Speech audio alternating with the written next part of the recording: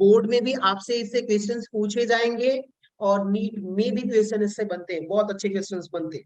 ठीक है, तो ये टॉपिक को आप लोग फोकस करके समझने की कोशिश करिएगा। मैं भी कोशिश करूंगा कि बहुत आराम से कंटिन्यू करूं और आराम से इसको 1 घंटे में ऑलमोस्ट ये खत्म हो जाएगा, ठीक ना। सो चलिए कंटिन्यू करते हैं। Abnormal colligative properties. एबनॉर्मल का मतलब क्या हुआ कि भाई एबनॉर्मल कोलिगेटिव का प्रॉपर्टीज का मतलब कि भाई थोड़ा सा अलग होगा।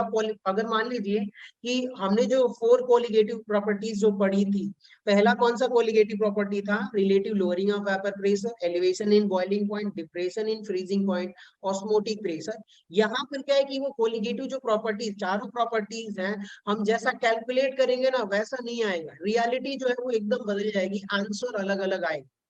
चलिए कोई ना, हम इसको पहले समझने की कोशिश करते हैं।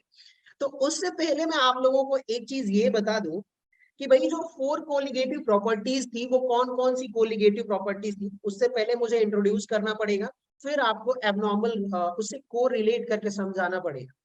सो बेसिकली हमारी, अगर मैं 4 कोलिगेटिव प्रॉपर्टीज की बात करूं, मैं इसको शॉर्टकट लिखूंगा सीपी।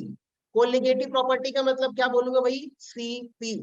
पहला जो कोलिगेटिव प्रॉपर्टी थी दोस्तों वो कौन सी थी?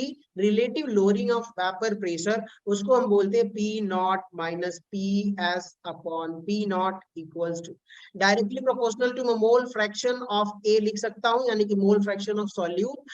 इसको मैं यहाँ पे लिख सकता हूँ भाई एन ए अपॉन, क्या लिख सकता हूँ? N A plus capital N, ऐसे भी लिख सकता हूँ। ठीक है, यहाँ पे आप देखोगे कि स्मॉल एन जो है ना वो number of moles of solute है।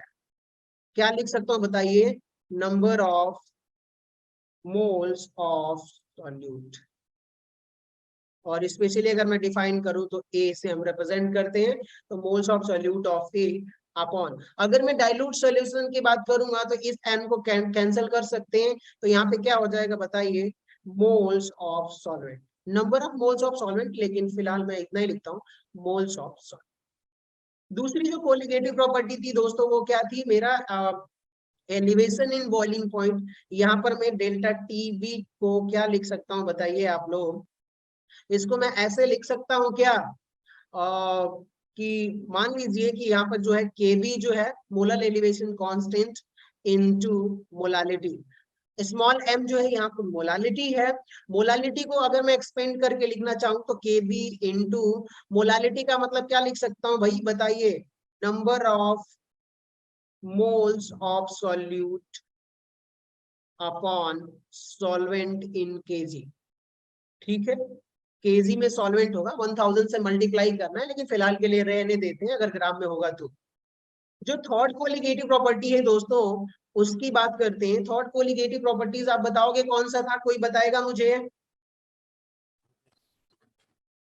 चलो चलो यार, कोई तो बताओ। Depression in freezing point. Depression in freezing point. Good good, आप लोग बोलते रहोगे तो ज्यादा अच्छा है।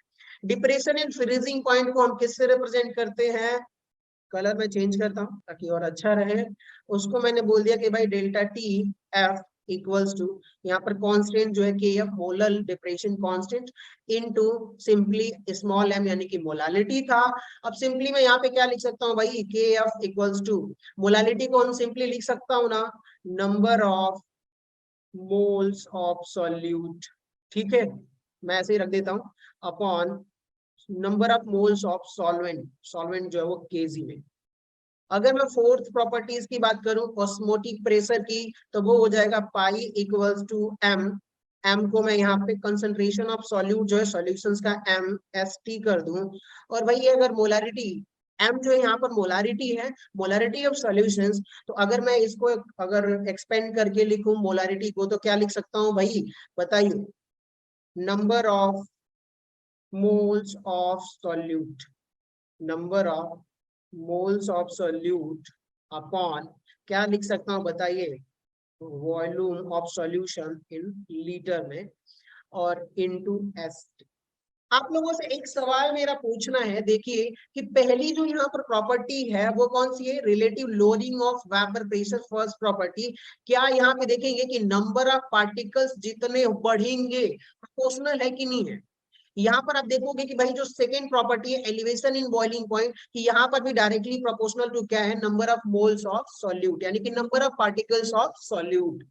अगर मैं बात करूं थर्ड प्रॉपर्टी की, यहाँ पर डिप्रेशन इन फ्रीजिंग पॉइंट की जब आप बात करोगे तो यहाँ पे आप देखिए कि number of moles of solute, यानी कि number of particles of solute जो है, जितना number of particles of solute बढ़ेगा उतना ही डिप्रेशन इन फ्रीजिंग पॉइंट भी बढ़ेगा।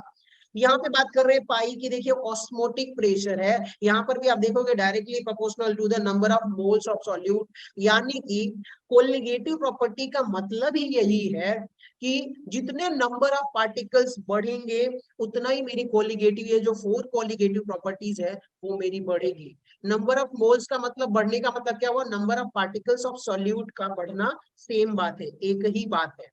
तो अगर मैं यहाँ पे बोलूं कि भाई सीपी कोलिगेटिव प्रॉपर्टी जो है डायरेक्टली प्रोपोर्शनल टू क्या हो जाएगा, नंबर ऑफ पार्टिकल्स। लिख सकता हूं कि नहीं लिख सकता, बताइए आप लोग। Yes sir.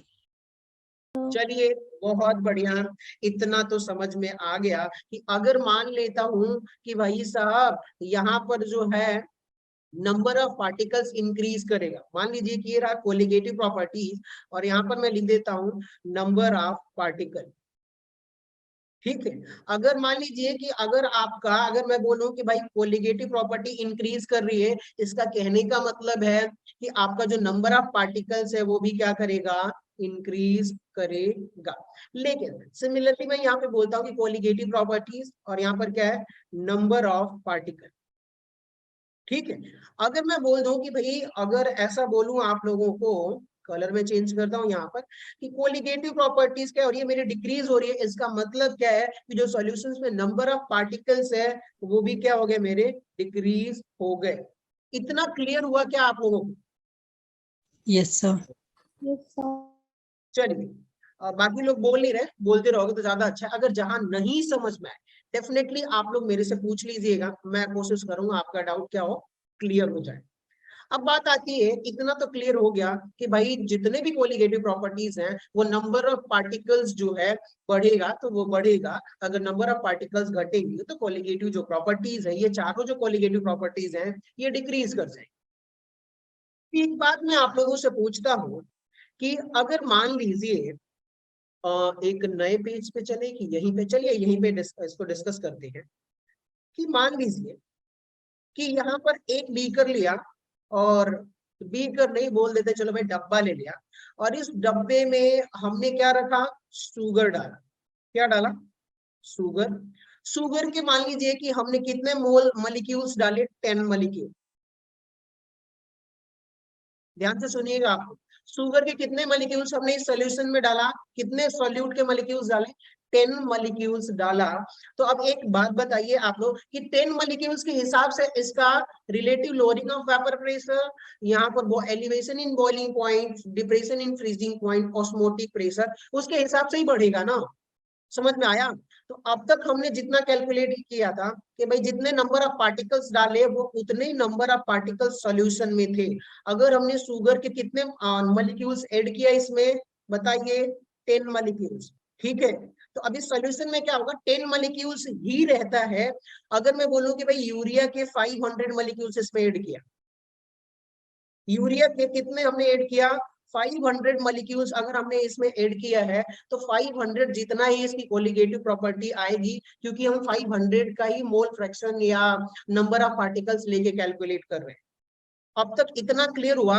ये क्या था कि जितने भी मेरे सॉल्यूट थे वो नॉन वोलेटाइल थे और नॉन इलेक्ट्रोलाइट थे। क्या थे, नॉन इलेक्ट्रोलाइट। लेकिन अब आइए, मेन मुद्दा ये है ना, प्रॉब्लम क्या है इस चैप्टर को पढ़ने का, ये प्रॉपर्टीज पढ़ने का, कि भाई हमने क्या करा कि अब तक तो हम नॉन इलेक्ट्रोलाइट दे रहे थे, लेकिन अगर मेरे पास कोई इलेक्ट्रोलाइट सोल्यूट, इलेक्ट्रोलाइट सोल्यूट का कहने का मतलब आप समझिएगा कि भाई यहाँ पर हमने एक बीकर लिया, और बीकर में हमने वही बेसिकली हमारे पास वाटर है, वाटर फिल कर लिया, एक्वस सॉल्यूशन फिल किया, और मैंने क्या करा कि भाई एक सॉल्यूट ऐड किया।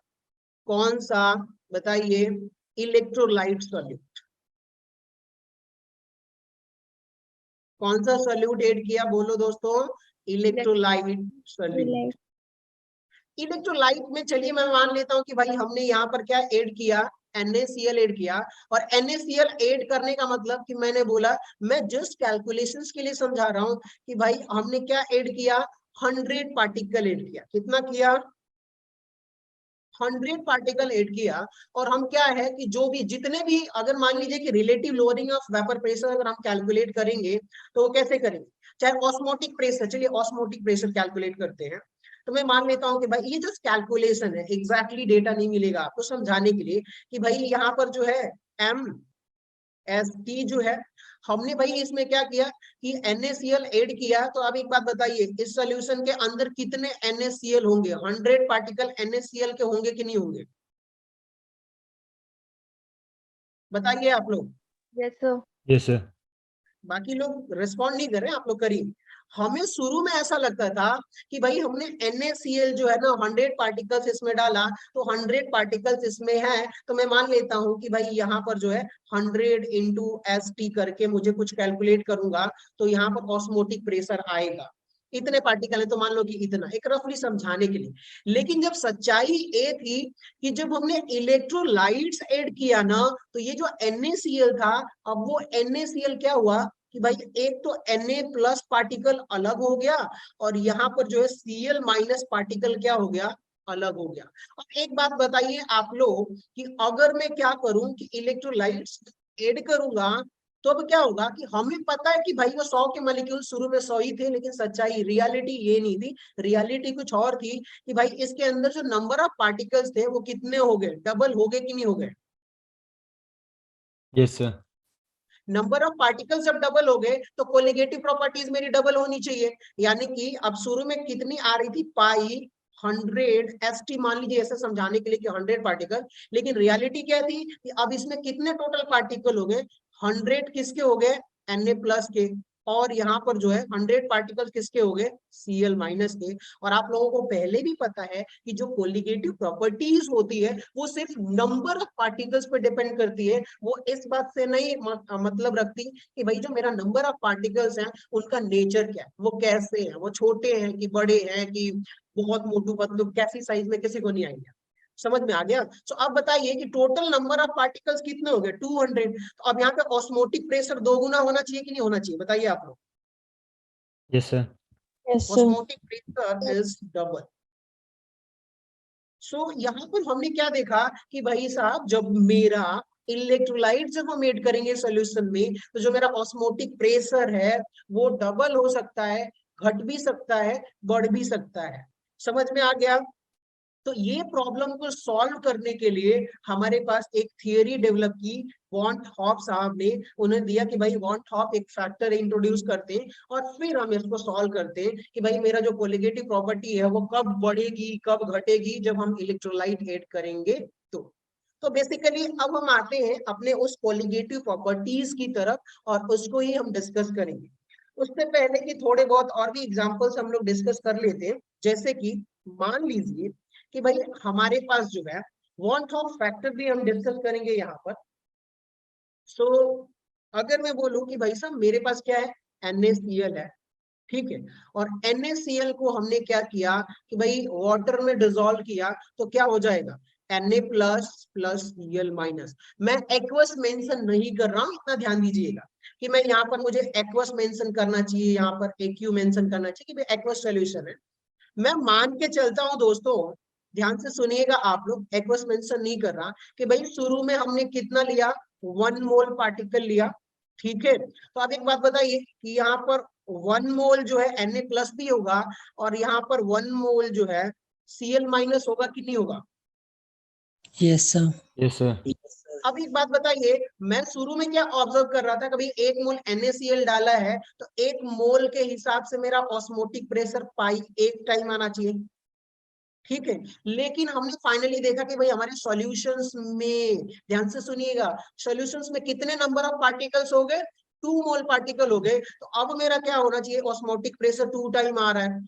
तो अब ध्यान से सुनिएगा कि सॉल्यूशन में रियलिटी क्या थी कि 2 मोल्स पार्टिकल थे। तो जब हमने कैलकुलेट किया, अगर किसी इंस्ट्रूमेंट से हम मेजर करेंगे ऑस्मोटिक प्रेशर, तो वो जो ऑस्मोटिक प्रेशर आएगा उसको हम क्या बोलेंगे भाई बताइए, ऑब्जर्व, क्या बोलेंगे, ऑब्जॉर्ब ऑस्मोटिक प्रेशर। ठीक है, जब हम रियलिटी देखेंगे कि भाई वॉन ऑफ फैक्टर हमने इंट्रोड्यूस किया, हमने देखा कि 2 मोल पार्टिकल्स है, तब हम बोलेंगे कि भाई जो प्रेशर आएगा उसको बोलेंगे ऑब्जॉर्ब ऑस्मोटिक प्रेशर। ठीक है, और यहाँ पे जब हम 1 मोल लेकर के कैलकुलेट कर रहे हैं, भाई थियरी जो हमने पढ़ा हुआ था ऑस्मोटिक प्रेशर की given pi equals to mst, तो यहाँ से जो हम कैलकुलेट करेंगे 1 मोल मान के, तो उसको बोलेंगे भाई वो क्या हो जाएगा मेरा calculated osmotic pressure. Calculated osmotic pressure. अब मैं एक बात पूछूं आप लोगों से कि भाई NaCl का जो है कैलकुलेटेड ऑस्मोटिक प्रेशर जो है, इधर कितना मोल है 1 मोल, और दूसरी तरफ क्या है 2 मोल है। तो आप लोग बताइए कि कैलकुलेटेड, मैं इसको शॉर्टकट में लिखता हूं, ध्यान से सुनिएगा, COP, यानी कि कैलकुलेटेड ऑस्मोटिक प्रेशर, और इधर क्या है ऑब्जर्व्ड ऑस्मोटिक प्रेशर। ऐसे ना करके कंफ्यूजन हो जाएगा आप लोगों को।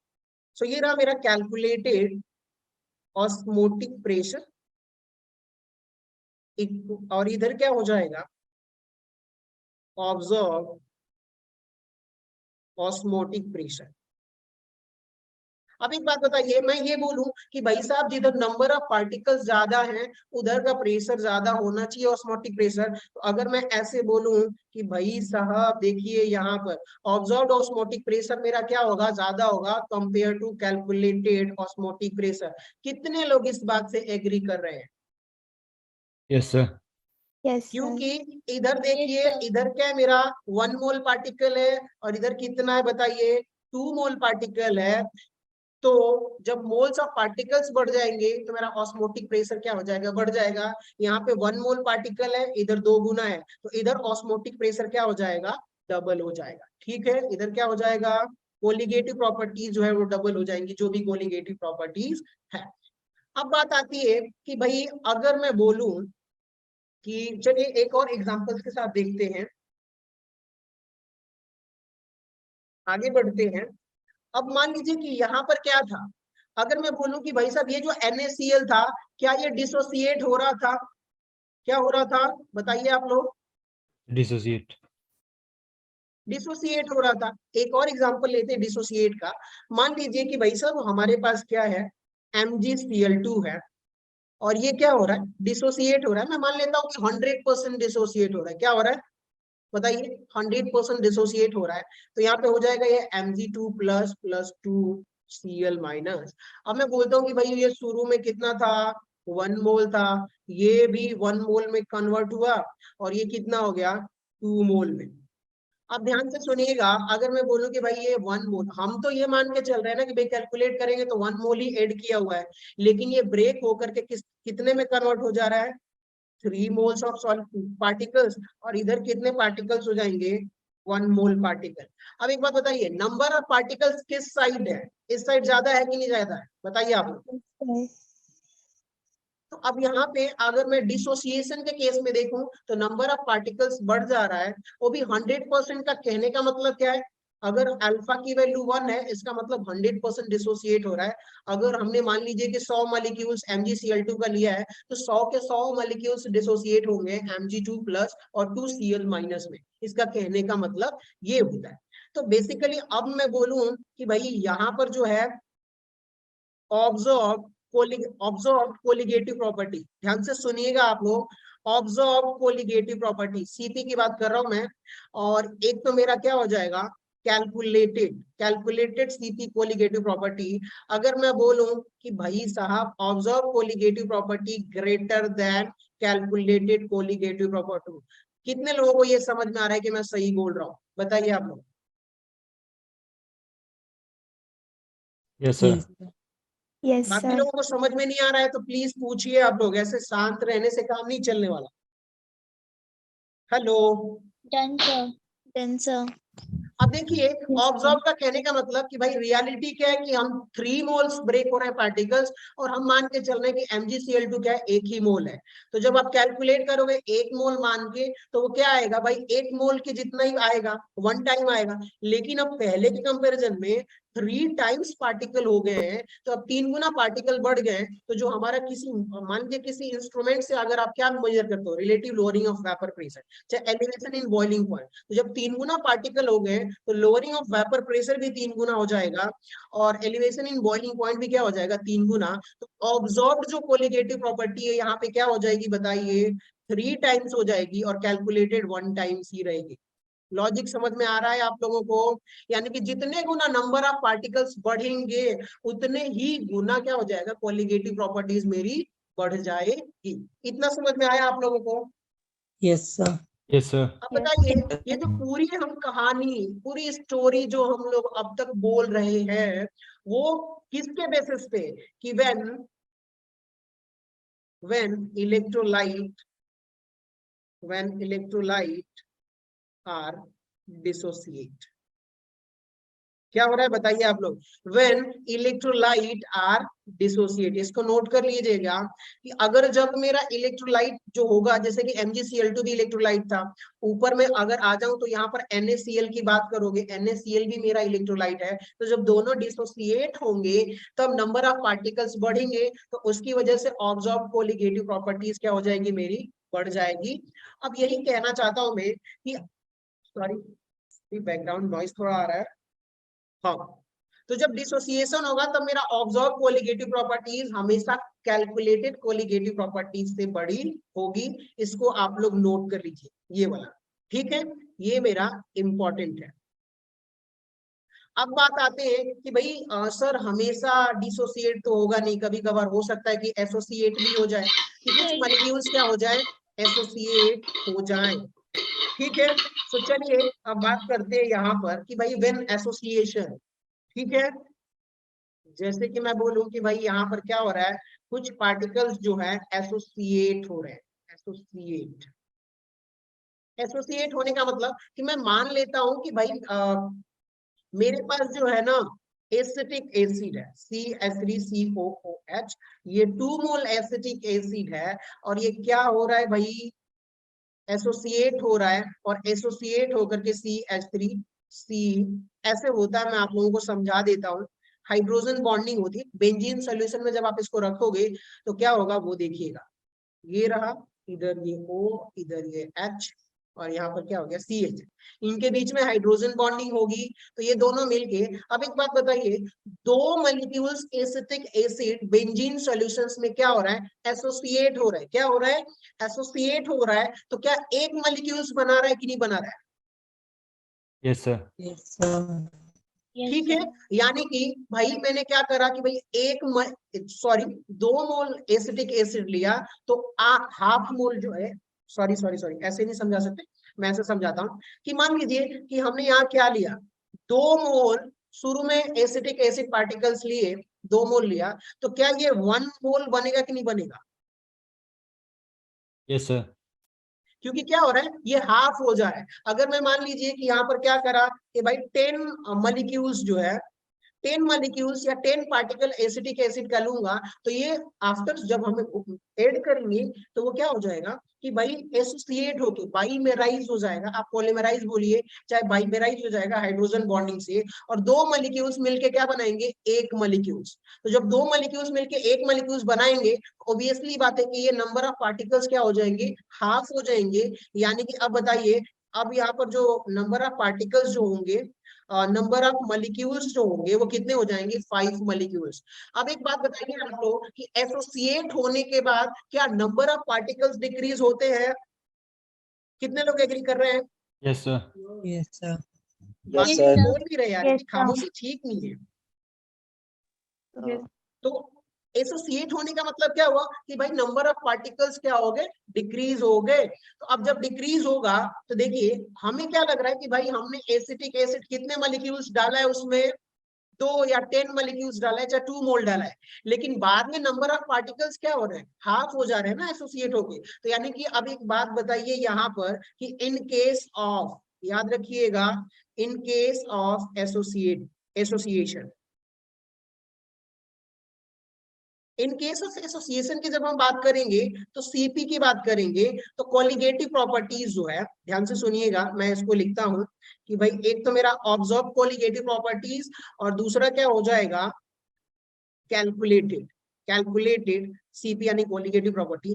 क्या ये दोनों इक्वल होंगे? क्या कभी भी इक्वल नहीं हो सकते, क्योंकि ध्यान से सुनिएगा कि अब जब हमें 2 मोल्स ऐड करके एसिटिक एसिड और कोई भी ऑस्मोटिक प्रेशर कैलकुलेट करेंगे तो हम सच्चाई क्या मान रहे हैं कि या तो 2 मोल पार्टिकल है या इधर 10 मोल पार्टिकल है। तो जब 10 मोल पार्टिकल के हिसाब से ऑस्मोटिक प्रेशर निकालेंगे तो यहाँ पे कितना आएगा? मान लीजिए कि 1, मान लेते हैं कि भाई 5 ऑस्मोटिक आ रहा है, ठीक है, 5 atm ऑस्मोटिक प्रेशर आ रहा है, लेकिन नंबर ऑफ पार्टिकल्स 2 मोल हमने डाला, कितना हो गया? 1 मोल, हाफ हो गया। 10 मॉलिक्यूल्स डाला तो कितने मॉलिक्यूल्स हो गए? 5 मॉलिक्यूल्स हो गए। तो जब नंबर ऑफ पार्टिकल्स हाफ हो जा रहे हैं एसोसिएशन के बाद, तो क्या जो भी यहाँ पे बात करेंगे ऑस्मोटिक प्रेशर, ये 2.5 atm हो जाएगा कि नहीं हो जाएगा? ऑस्मोटिक प्रेशर भी तो मेरा हाफ होगा कि नहीं होगा? Yes sir. तो वही कहना चाहता हूं कि अब ध्यान से सुनिएगा कि जो ऑब्जर्व कोलिगेटिव प्रॉपर्टी है और कैलकुलेटेड कोलिगेटिव प्रॉपर्टी वो कभी इक्वल नहीं होंगी इन केस ऑफ इलेक्ट्रोलाइट। और यहाँ पे मेंशन कर लीजिएगा कि जो association, degree of association alpha है, वो मान लेते हैं कि 100% है, तो पूरे के पूरे मॉलिक्यूल्स क्या हो जाएंगे? एसोसिएट हो जाएंगे।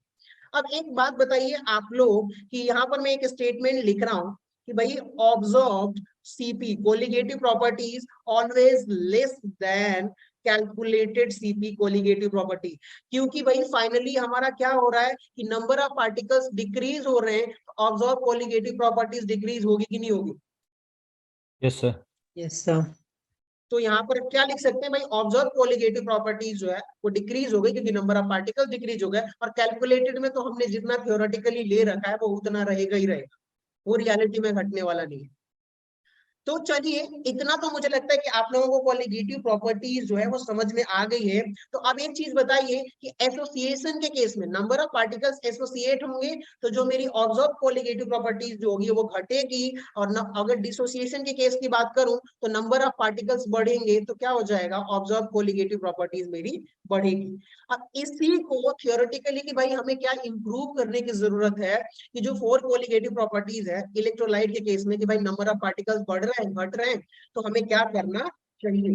तो अब बात आती है कि वॉन हाफ साहब ने ना कुछ थियरी दी, कुछ थियरी क्या दी उसको मैं समझाता हूँ, ध्यान से सुनिएगा कि भाई यहाँ पर एक थियरी ये दी कि इसको थोड़ा बहुत रुक जाइए आप,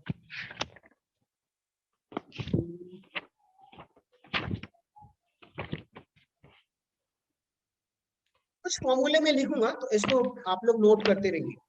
जैसे कि उन्होंने बोला कि भाई जो रेशियो है कोलिगेटिव प्रॉपर्टीज जो है, कोलिगेटिव प्रॉपर्टीज की बात करूं, कोलिगेटिव प्रॉपर्टीज जो है इनवर्सली प्रोपोर्शनल टू क्या हो जाएगा? मॉलिक्यूलर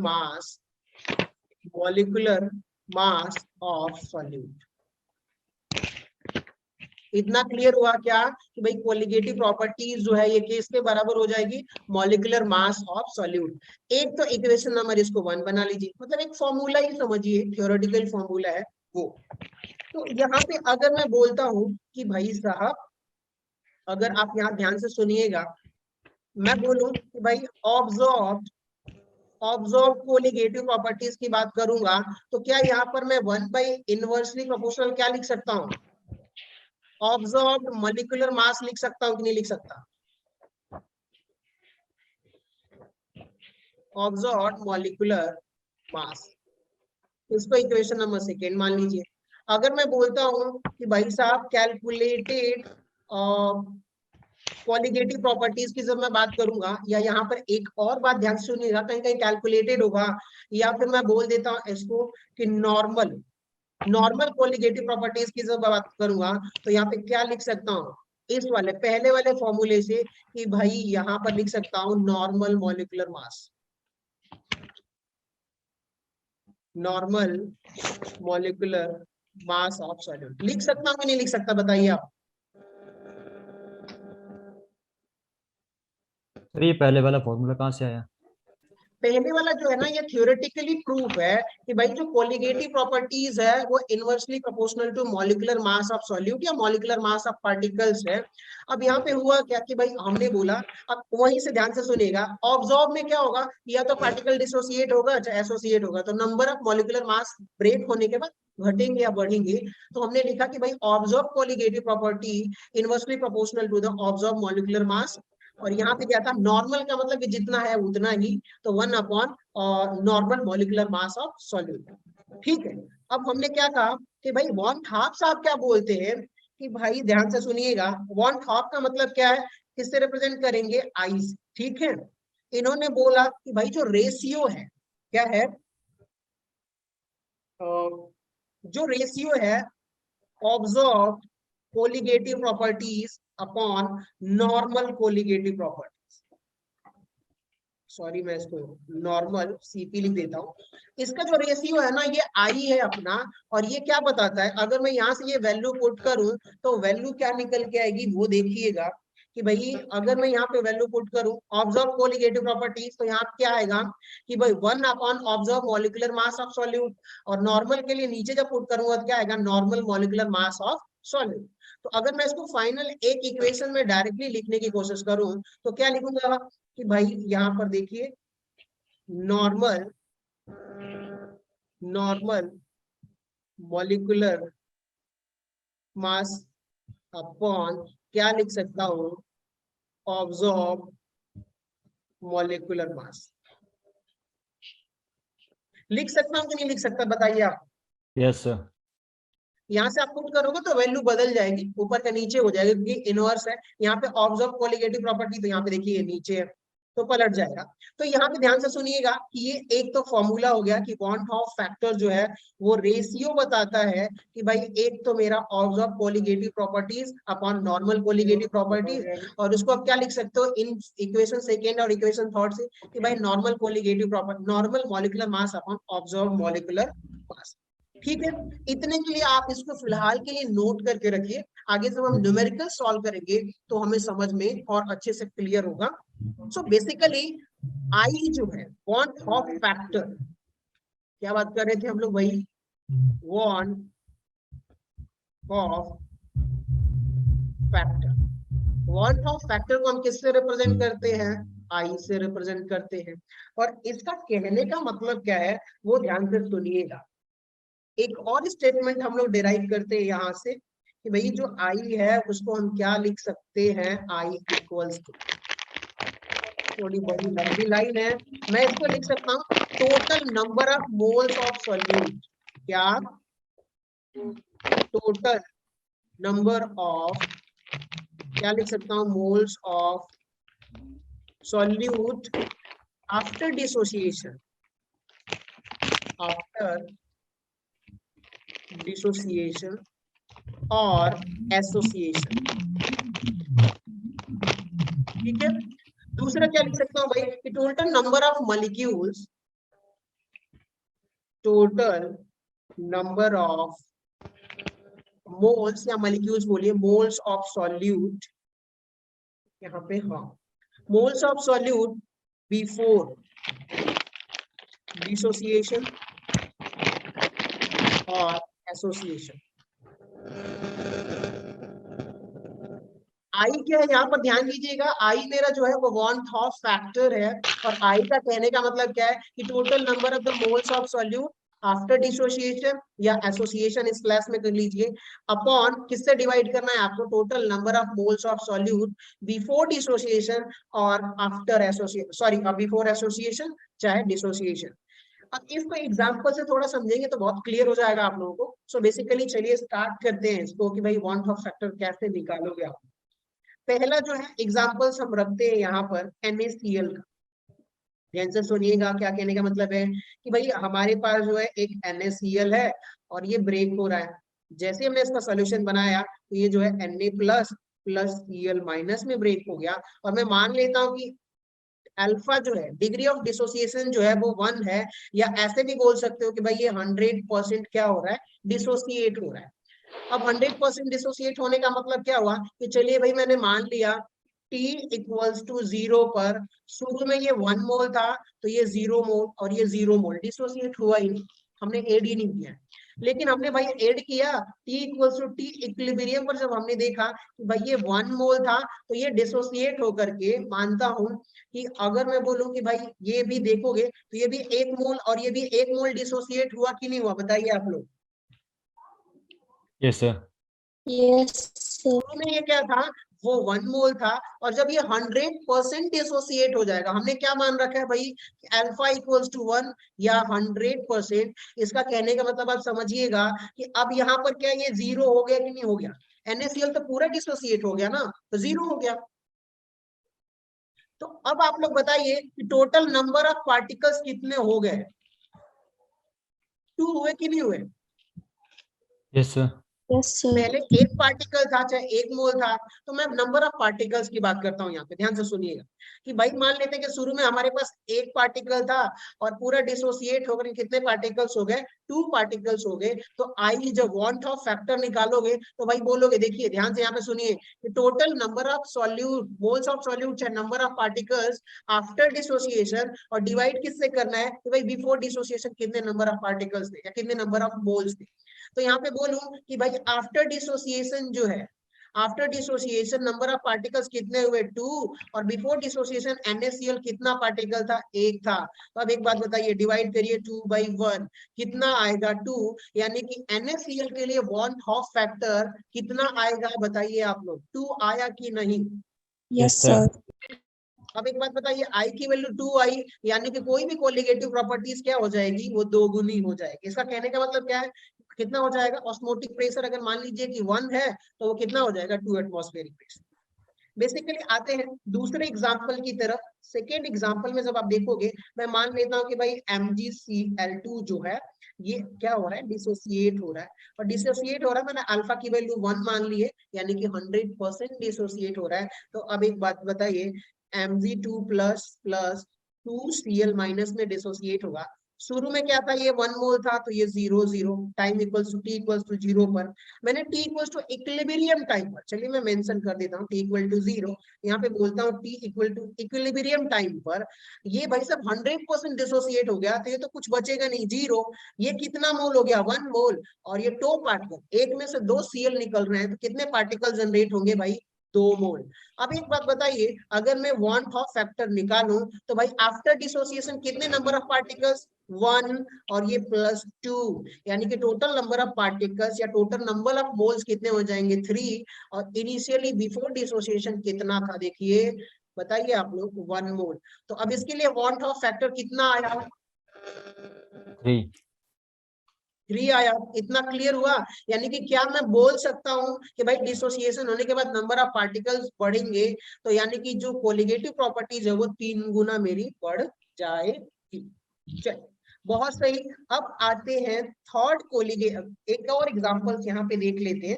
जैसे कि मैं आप लोगों से बोलूं कि भाई यहाँ पर K4 और यहाँ पर जो है FeCN6, और अगर मैं मान लेता हूं कि भाई ये 100% डिसोसिएट हो रहा है, अल्फा इक्वल्स टू 1, तो क्या होगा आप लोग देखिएगा कि भाई 4K प्लस प्लस यहाँ पर क्या हो जाएगा, FeCN6 4 माइनस। अब एक बात बताइए, इसकी आई की वैल्यू निकालोगे तो कितना आएगा, कोई बताएगा मुझे, चलिए आप लोग कैलकुलेट करिए और बताइए।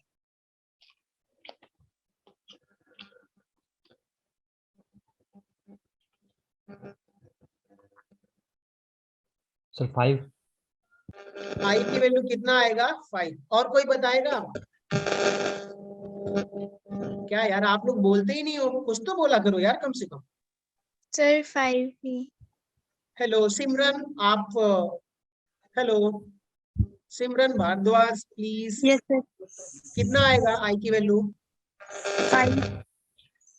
हाँ hello Kritika,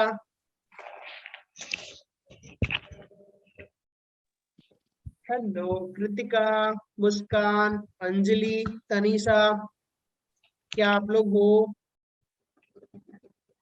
Yes, sir. Good good. Anjali please, Yes, sir. Good good.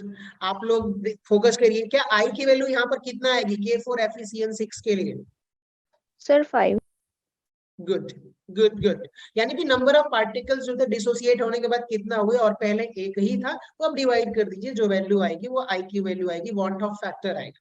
चलिए बेसिकली अब एक बात बताइए, यहाँ पर कितने पार्टिकल्स हुए, 4, और ये पूरा एक आइडेंटिटी है, एक ही पार्टिकल है, तो टोटल नंबर ऑफ जो पार्टिकल होंगे आफ्टर डिसोसिएशन वो 5 हो जाएगा, और बिफोर डिसोसिएशन ये 1 पार्टिकल ही है, तो यहाँ पे 1 से आप डिवाइड करोगे तो आएगा 5। आई की वैल्यू 5 आई, यानी कि 5 टाइम्स जो है आपका ऑस्मोटिक प्रेशर जो है वो बढ़ जाएगा, अगर डिग्री ऑफ डिसोसिएशन कितना हो, 100% या 1 हो। ठीक है, चलिए बहुत सही। अब मैं आप लोगों से एक और एग्जांपल्स पूछता हूँ, प्लीज आप लोग रिस्पॉन्ड करिएगा। ठीक है, मेरी पर्सनल रिक्वेस्ट है कि रिस्पॉन्ड करिएगा आप लोग। FeCl3 जो है, अगर मान लेता हूं कि भाई ये 100% अल्फा की वैल्यू 1 डिसोसिएट हो रहा है किसमें, Fe3 प्लस 3Cl माइनस, यहाँ पर कोई बताएगा मुझे आई की वैल्यू कितना होगी? चलिए सभी लोग बताइए 4 प्लीज। सर 4 4. आई की वैल्यू कितना आएगी भाई, यहाँ पर 1 और यहाँ पर 3, तो 4/1 इक्वल्स टू 4, तो यानी कि 4 टाइम्स जो है कोलिगेटिव प्रॉपर्टीज जो मेरी बढ़ जाएगी। चलिए, तो यहाँ तक तो आप लोगों ने बता दिया। अब एसोसिएशन के केस में हमने देखेंगे, डिसोसिएशन का हमने देख लिया कि भाई नंबर ऑफ पार्टिकल्स बढ़ेंगे, कोलिगेटिव प्रॉपर्टी बढ़ेगी, एकदम धुआंधार बढ़ेगी। अब बात आती है भाई कि अगर मैं एसोसिएशंस की बात करूं कि भाई साहब चलिए आ जाते हैं कि हमारे नंबर ऑफ मॉलिक्यूल्स क्या हो रहे हैं, एसोसिएट हो रहे हैं। ठीक है, in case of association,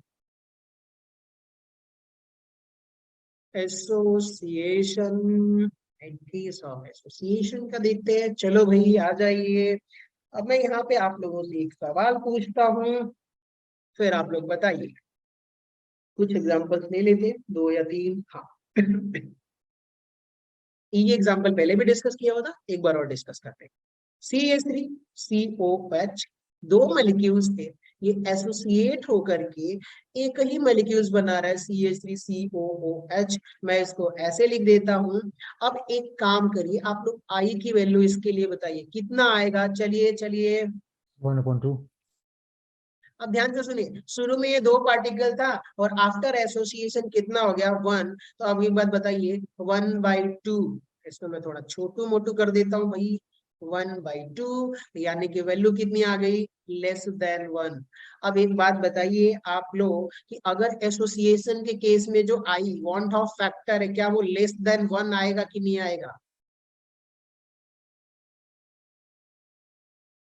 association के केस में लेस देन ऑलवेज 1 आएगा, यहाँ पे 0.5 आ रहा है, तो ये भी क्या है, लेस देन 1।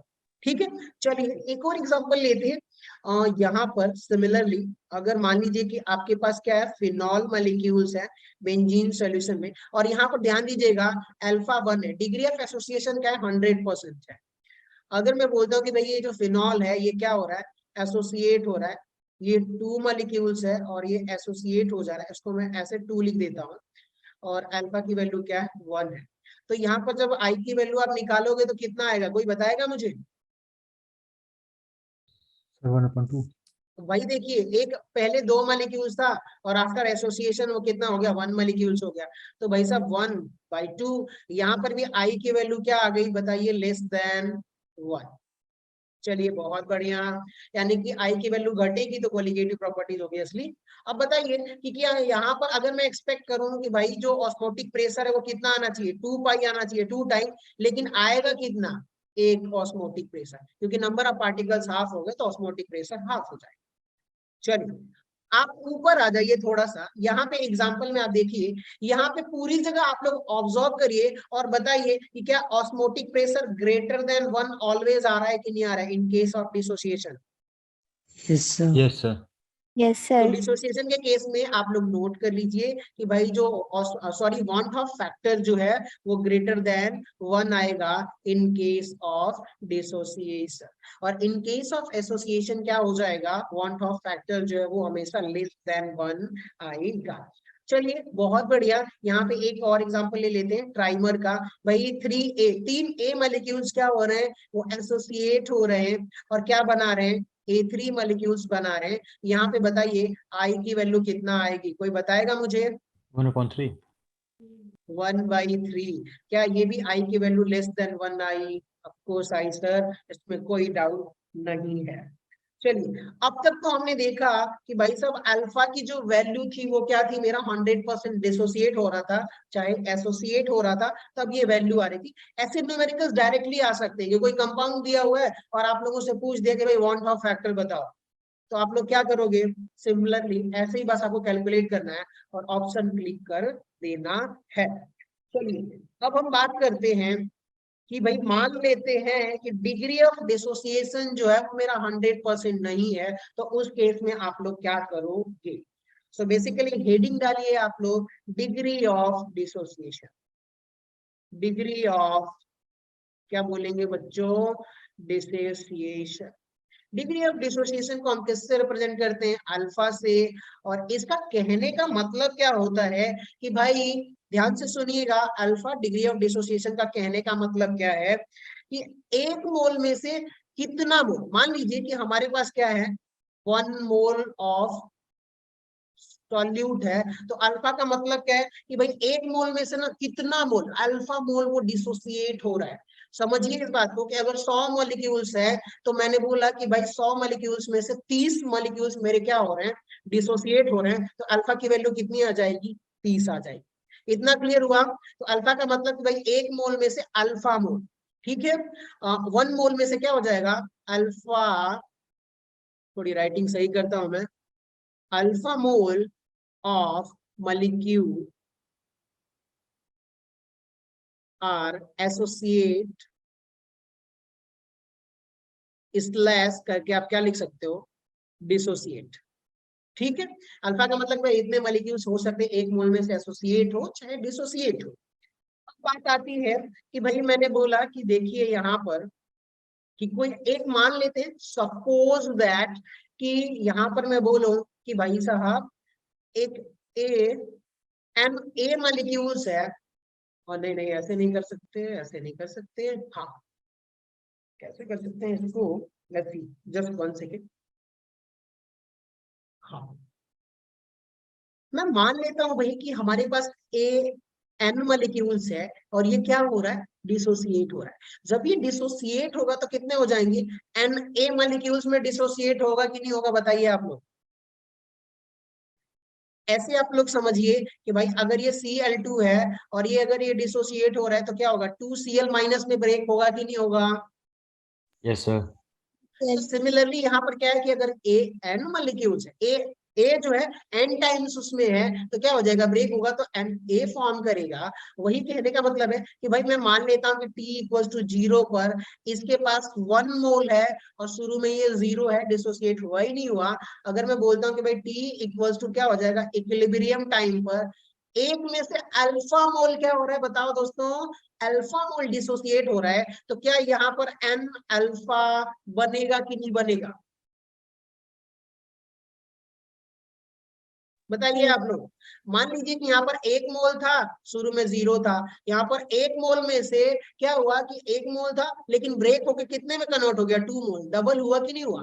तो सिमिलरली यहाँ पर भी वही मैं कहना चाहता हूँ भाई कि यहाँ पे देखिए अल्फा था लेकिन कितने नंबर ऑफ मोल्स बन रहे हैं, एन मोल बन रहे हैं, तो हम क्या बोलेंगे कि भाई एन अल्फा फॉर्म किए। अल्फा अगर डिसअपियर हुआ तो एन अल्फा बनेगा।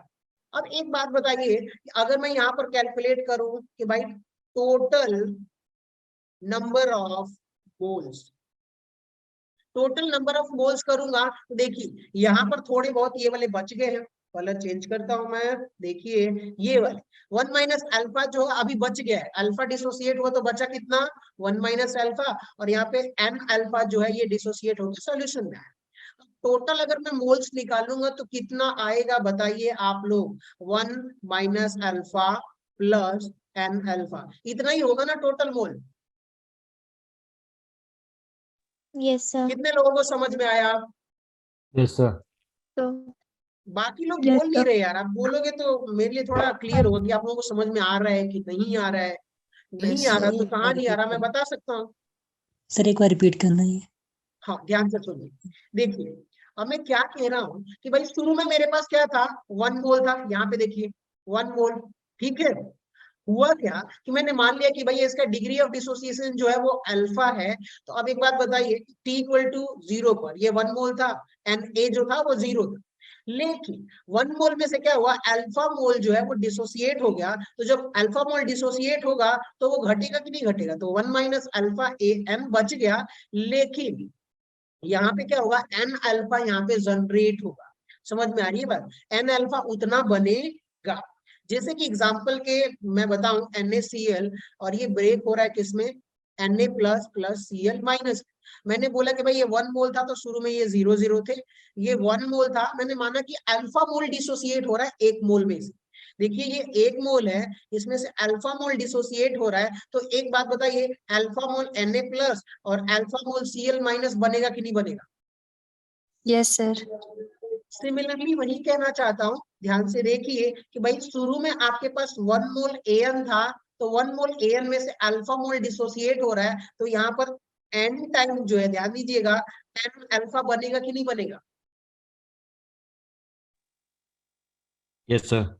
यस जैसे सर। कि यहाँ पर आप लोगों को थोड़ा बहुत n का मसला है ना, n का मैं समझाता हूँ, देखिएगा। MgCl2 था, ठीक है, ये ब्रेक होगा, मान लेते हैं 100% ब्रेक हो रहा है, तो क्या हो जाएगा भाई बताइए, Mg2 plus plus 2Cl minus, ये 1 मोल था और यहाँ पे इनिशियली 0 था, और 1 मोल में से अल्फा डिसोसिएट हुआ, तो यहाँ पे बताइए क्या यहाँ पे अल्फा बनेगा, लेकिन 1 मोल में से डिसोसिएट होने से 2 मोल Cl बन रहा है कि नहीं बन रहा, तो क्या यहाँ पर 2 अल्फा डिसोसिएट होगा कि नहीं होगा, बताइए आप। Yes sir. Yes, sir.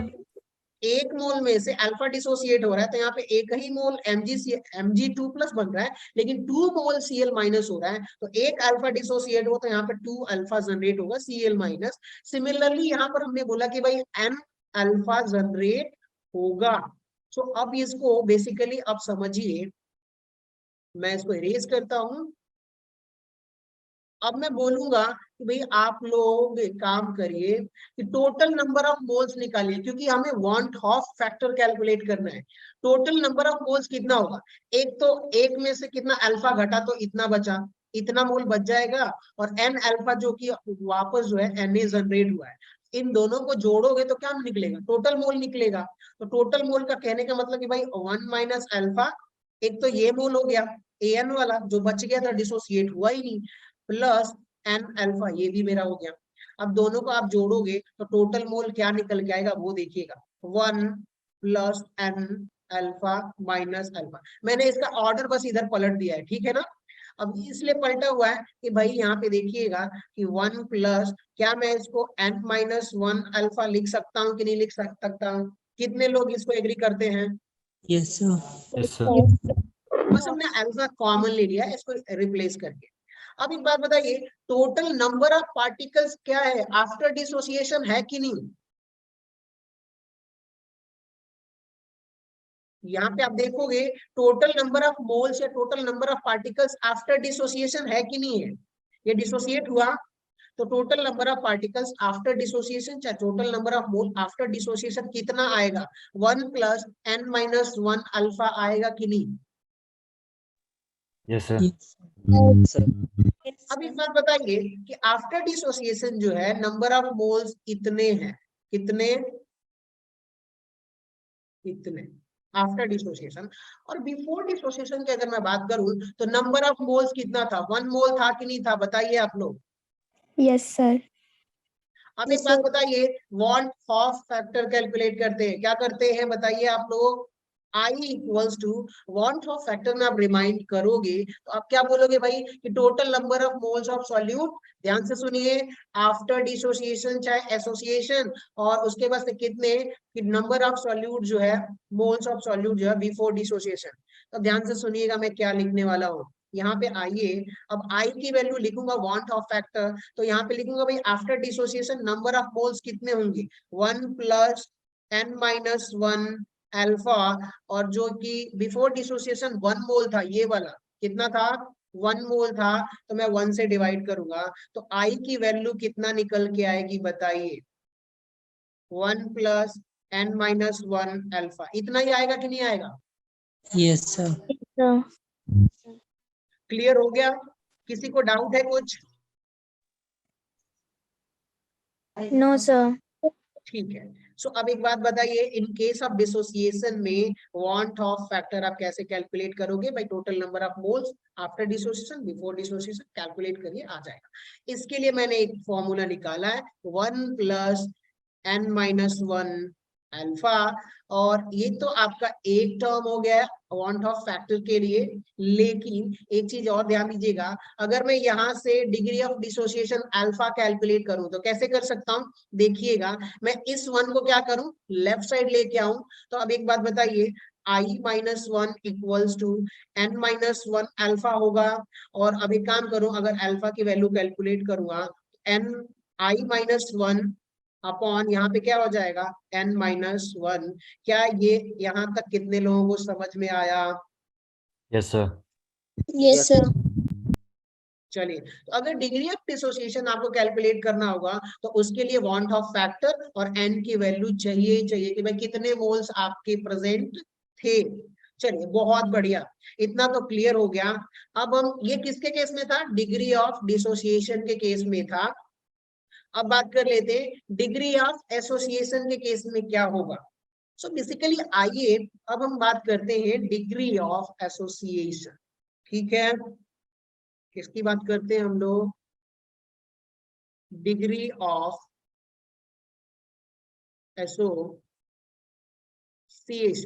Degree of association में आप देखोगे कि भाई साहब, मैंने मान लिया कि यहाँ पे Na मॉलिक्यूल्स था और ये एसोसिएट होकर के, और अल्फा जो है इसका डिग्री ऑफ एसोसिएशन है, An मॉलिक्यूल्स बना रहा है। क्या बना रहा है?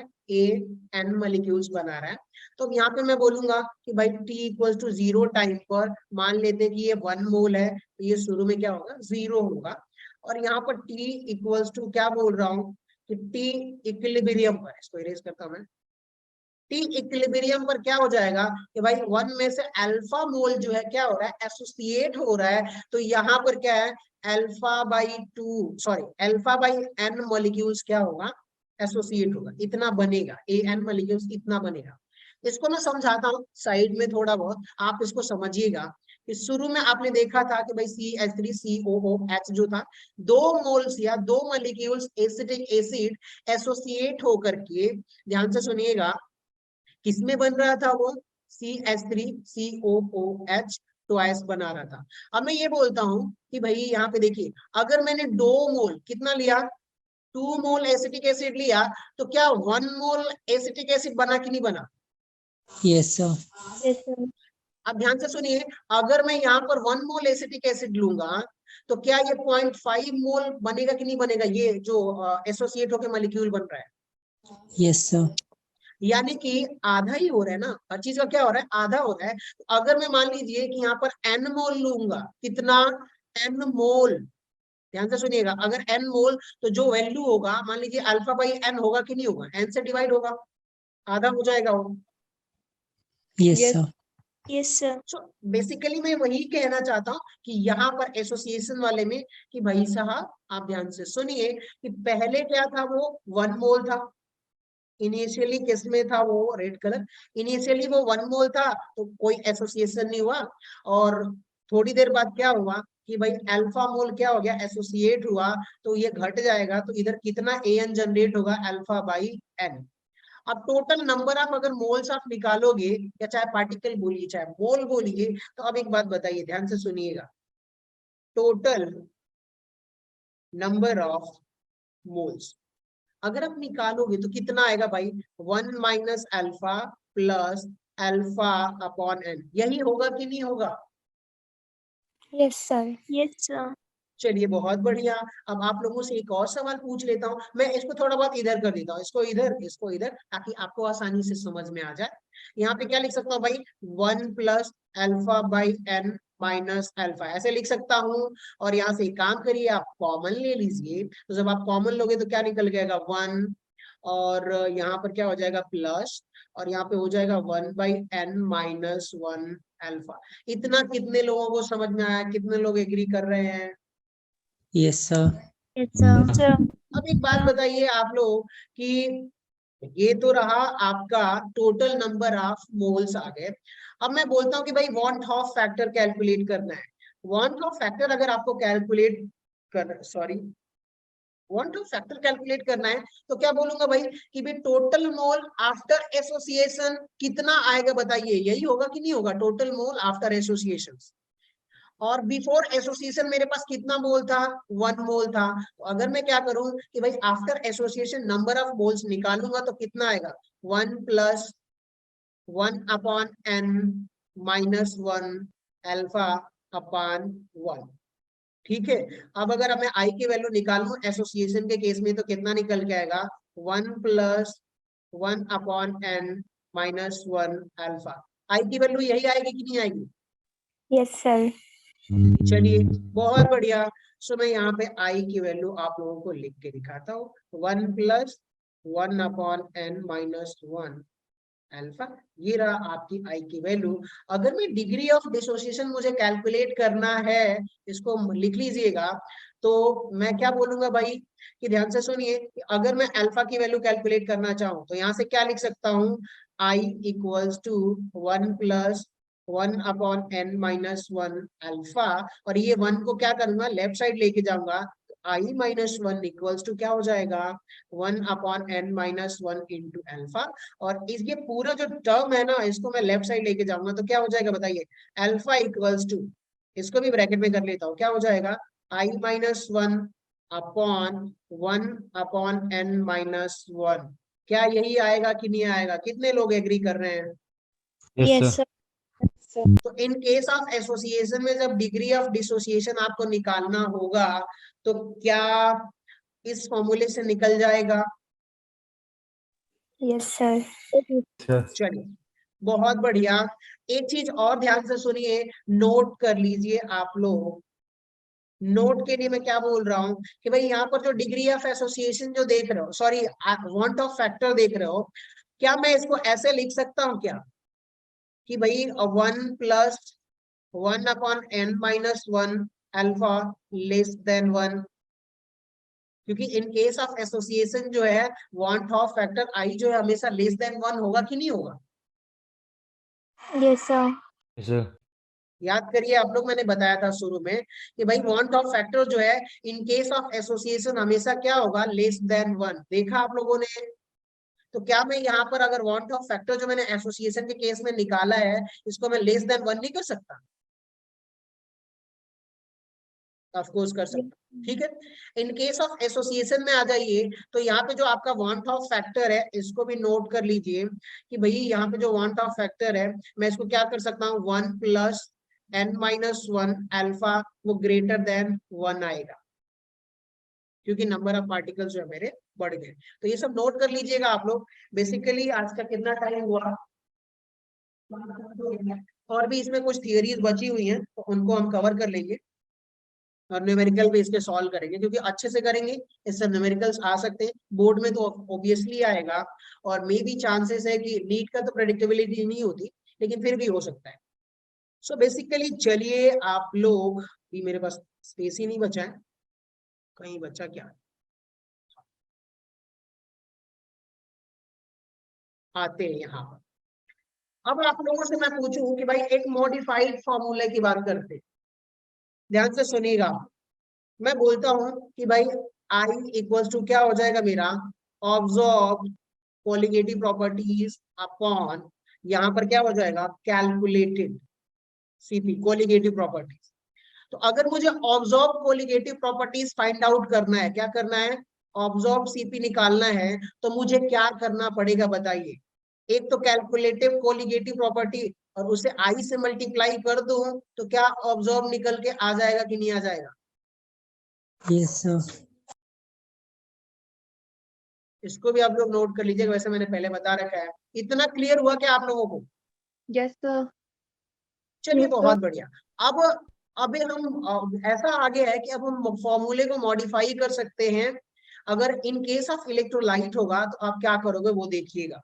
यहाँ पे देखिए कि अगर मैं बोलता हूं कि भाई relative lowering of vapour pressure, formula number first, ये जो है इलेक्ट्रोलाइट के केस में है। मैं बोलता हूं कि भाई P0 - PS अपॉन P0 = यहाँ पे क्या होगा कि हमने क्या बोला था कि भाई n upon small n plus capital n, small n जो है मोल्स ऑफ सॉल्यूट है, और कैपिटल N जो है मोल्स ऑफ सॉल्वेंट है। अगर मैं बोलूं कि ये फॉर इलेक्ट्रोलाइट के लिए, फॉर इलेक्ट्रोलाइट के लिए, तो ये सही नहीं होगा। अगर ये फॉर्मूला इलेक्ट्रोलाइट के लिए सही तब होगा जब मैं आई से यहाँ पर क्या कर दूं, मल्टीप्लाई कर दूं। कितने लोगों को क्लियर हुआ बताइए आप लोग? अब ये सही है कि नहीं? Yes, sir. क्योंकि आई क्या होगा, आई ये बता रहा है कि भाई इलेक्ट्रोलाइट के केस में कि नंबर ऑफ पार्टिकल्स क्या हो गए मेरे, बढ़ गए चाहे घट गए। तो अगर आई की वैल्यू यहाँ पर घटेगी, अगर एसोसिएट हो रहा है तो आई की घटेगी, तो relative lowering of vapour pressure घट जाएगा। अगर इलेक्ट्रोलाइट में डिसोसिएट हो रहा है, तो जब आप देखोगे कि भाई आई की वैल्यू बढ़ जाएगी तो वो भी बढ़ जाएगा। तो यहाँ पर आई की वैल्यू जब हम मल्टीप्लाई करेंगे, इलेक्ट्रोलाइट के लिए ये फॉर्मूला क्या हो जाएगा, अप्लीकेबल हो जाएगा।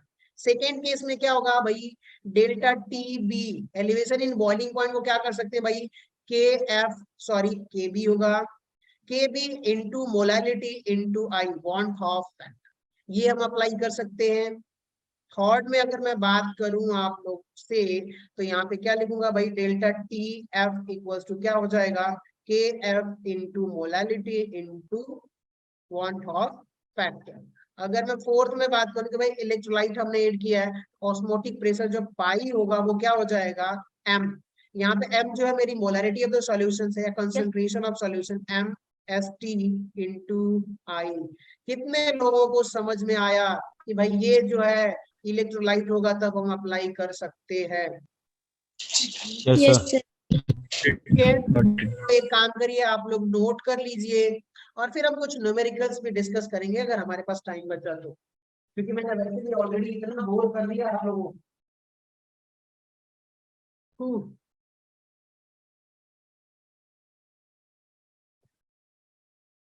चलिए नोट कर लीजिए इसको, स्क्रीनशॉट ले लीजिए आप लोग। Done sir. Done, sir.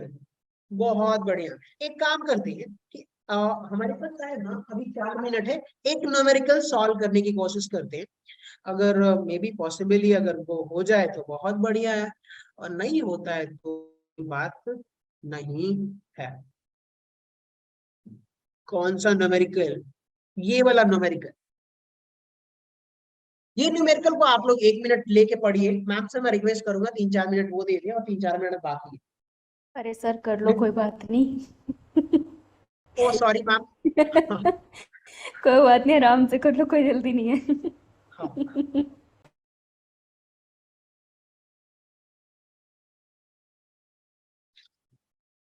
Hello, चलो आप लोग पढ़ो इस क्वेश्चन को।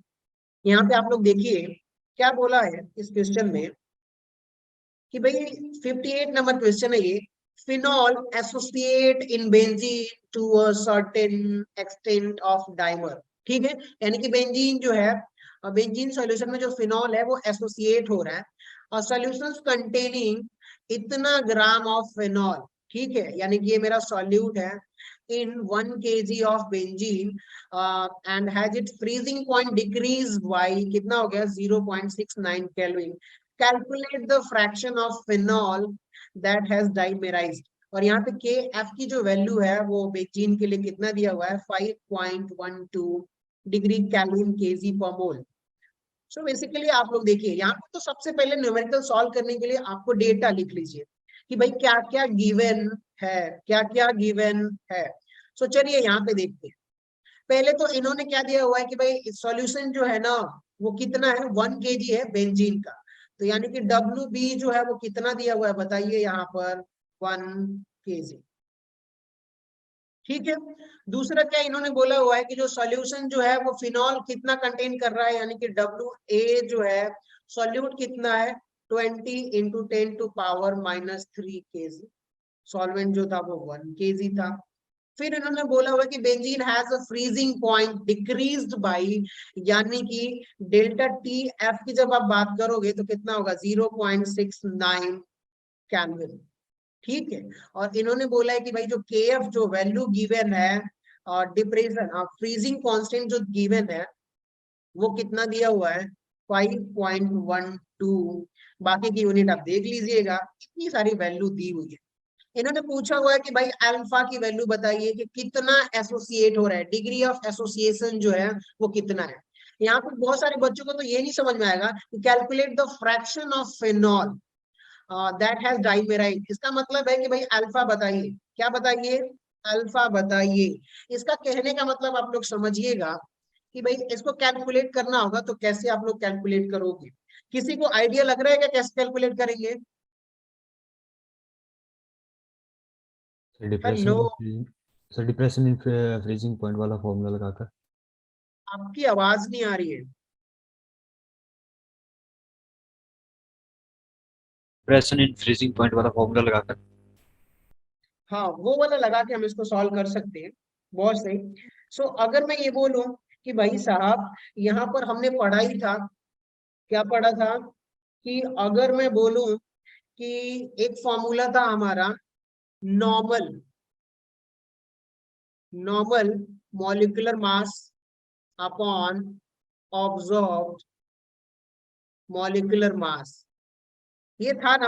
इसके इक्वल टू क्या मैं वन हाफ फैक्टर लिख सकता हूँ कि नहीं लिख सकता? Yes sir.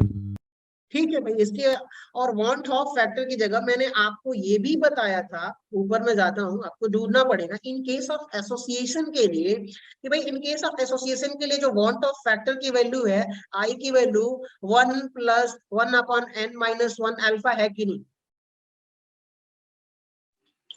देखिए यहाँ पर, Yes, sir.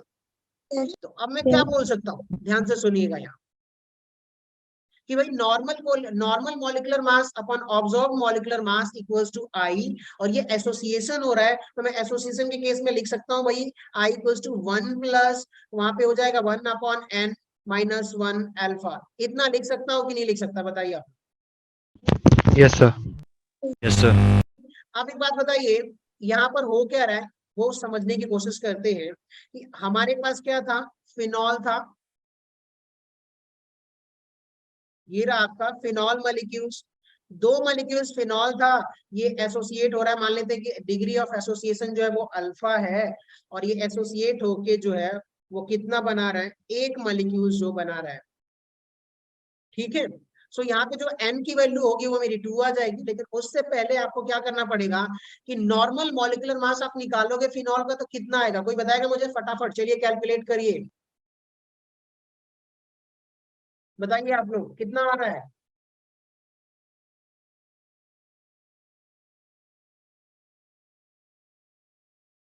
कितना आ रहा है, कोई बताएगा? कितना आएगा? 12 30 72 72 16 + 1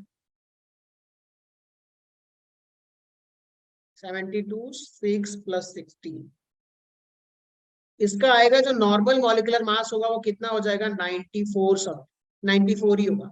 तो एक बात बताइए, और यहाँ पे n की वैल्यू कितना हो जाएगी, 2 हो जाएगी। आप पुट करिए यहाँ पर, देखिए 94 upon observed molecular mass, observe molecular मास तो आपको कैलकुलेट करना पड़ेगा, इक्वल्स टू यहाँ पे हो जाएगा 1 + 1/2/1 इंटू अल्फा। एक बात बताइए, ऑब्जर्व मॉलिक्यूलर मास अगर हम कैलकुलेट कर ले तो अपना काम बन जाएगा कि नहीं बन जाएगा? अल्फा निकल जाएगा। Yes sir. Yes, sir. इस इक्वेशन को देखिए आप लोगों को नॉर्मल मॉलिक्यूलर मास भी पता है, एन की वैल्यू पता है, अगर मैं ऑब्जर्व मॉलिक्यूलर मास किसी तरह से निकाल लूं तो अल्फा अपने आप निकल जाएगा, क्योंकि यहाँ पे 4 टर्म है, 3 पता होगा तो चौथा अपने आप निकल जाएगा। ऑब्जर्व मॉलिक्यूलर मास के लिए आप लोगों को एक हिंट दिया हुआ है यहाँ पर, कि भाई आप कौन सा फॉर्मूला यूज कर सकते हो, delta T F equals to, यहाँ पे क्या हो जाएगा 1000 इंटू के एफ इंटू, मैं इसको लिख सकता हूँ वेट ऑफ सॉल्यूट अपॉन, यहाँ पर लिख सकता हूँ मॉलिक्यूलर वेट ऑफ, इसको क्या लिख सकता हूँ बताइए, molecular weight of solute into WB। और यहाँ से आप मॉलिक्यूलर वेट जब आप निकालोगे तो इसको डायरेक्टली मैं फॉर्मूले में लिख देता हूँ, Ma इधर आएगा और डेल्टा TF इधर आ जाएगा। सो बेसिकली यहीं से मैं लिख देता हूँ इसको, ये देखिए आप लोग क्या हो जाएगा, Ma जो है यहाँ पे डेल्टा TF, वैल्यू पुट करिए यहाँ पर फटाफट, 1000 इंटू KF की वैल्यू कितनी दी हुई है, 5.12 इंटू जो है WA की जो वैल्यू दी हुई है वो दी हुई है 20 इंटू 10⁻³ अपॉन यहाँ पे डेल्टा TF आप देखोगे तो 0.69 इंटू और WB जो है वो 1 kg है, तो यहाँ पे वैल्यू आ जाएगी 1। और यहाँ पे आप देखोगे जब आप कैलकुलेट करोगे तो जो MA की वैल्यू आएगी, इसको कैलकुलेट करिए कितना आ रहा है, फटाफट बताइए आप लोग।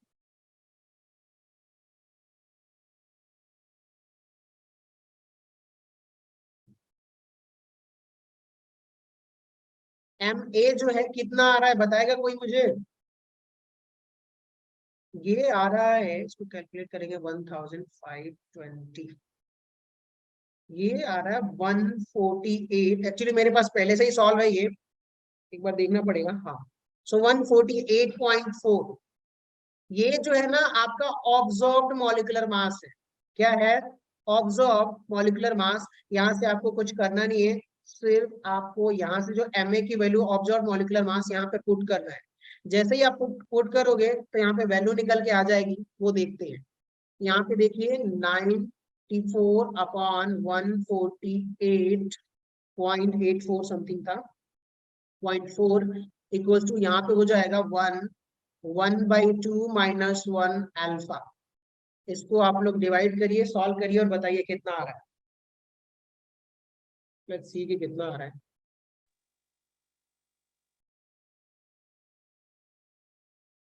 Sir, 0.733. गुड।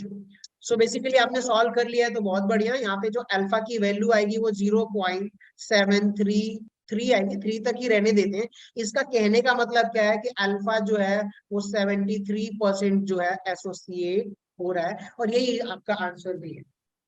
तो चलिए, कुछ लोगों ने चैट में भी आंसर किया। गुड आंचल, साहिल, ग्रेट ग्रेट ग्रेट, बहुत सही, बढ़िया। सो बेसिकली ऐसे ही हमें न्यूमेरिकल सॉल्व करने हैं। अगली क्लास में हम बेसिकली पूरा जो सॉल्यूशन चैप्टर है इससे न्यूमेरिकल सॉल्व करेंगे, तो अपना जितना भी प्रॉब्लम है वो सॉर्ट आउट हो जाएगा। ठीक है, सो इतना ही रहने देते हैं। मैम का मैंने ऑलरेडी 6 मिनट ले रखा है। Ma'am sorry. कोई बात नहीं सर, क्या होगा। स्टॉप।